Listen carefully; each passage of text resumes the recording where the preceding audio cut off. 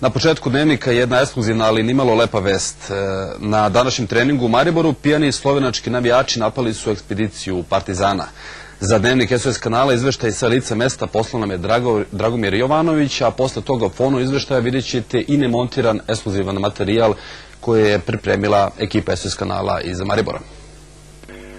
Skandal na stadionu Ljudski vrt u Mariboru. Navijači Maribora napali su ekspediciju fudbalskog kluba Partizan za vreme treninga. Tačnije, oni su napali goste koji su došli iz Beograda, koji su gledali trening tako što su upotrebili pivske flaše i tako što su pokušali da iscepaju srpsku zastavu. Reagovao je Aleksandar Marjanović, šef Partizanovog obezbeđenja, koji se sukobio čak sa 7 navijača.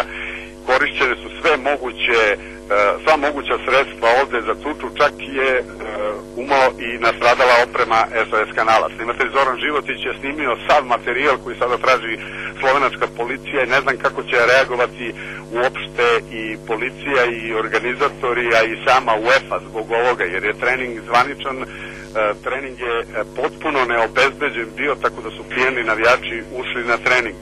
Veću katastrofu i veću tuču sprečio je pomenuti Aleksandar Marjanović, koji je nekako uspeo da zadrži navijače sve dok se nisu pojavila 2 policajca. Nakon toga stigla je policija u Ljudski vrt i pohapsila većinu od napadača. Vidjet ćemo kako će se odvijati sve dalje. U svakom slučaju, ovo je neviđen skandal do sada, zabeležen.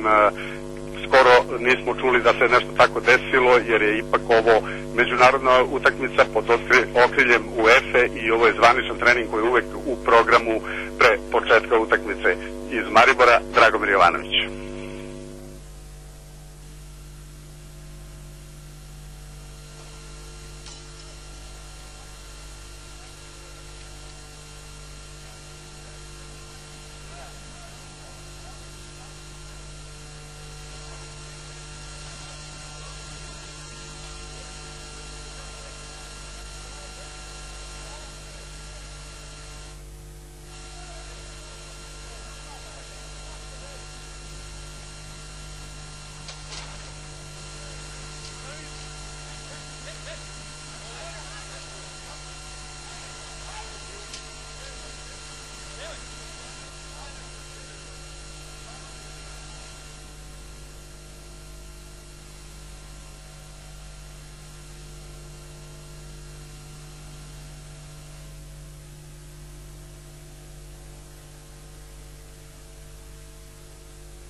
Evo, vidjeli ste šta se sve dešavalo u Mariboru. Mi se izvinjavamo zbog tonskih smetnji i zbog nemontiranog materijala koji je samo par minuta došao ovde u televiziju SOS kanala pred sam početak sportskog dnevnika.